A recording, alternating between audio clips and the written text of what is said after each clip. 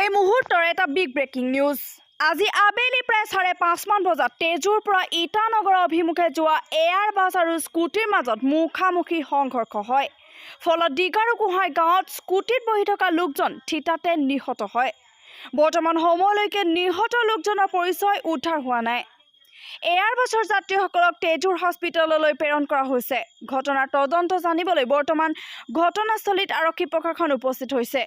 পুনৰ জনাইছো, আজি আবেলি প্ৰায় 5:30 বজাত তেজুৰ পৰা ইটানগৰ অভিমুখী যোৱা এয়াৰ বাছ আৰু স্কুটিৰ মাজত মুখামুখি সংঘৰ্ষ হয়। ফলত ডিগাৰু গোহাঁই গাঁৱত স্কুটিত বহি থকা লোকজন থিতাতে নিহত হয়। বৰ্তমান সময়লৈকে নিহত লোকজনৰ পৰিচয় উদ্ধাৰ হোৱা নাই। এয়াৰ বাছৰ যাত্ৰীসকলক তেজুৰ হস্পিটেললৈ প্ৰেৰণ কৰা হৈছে।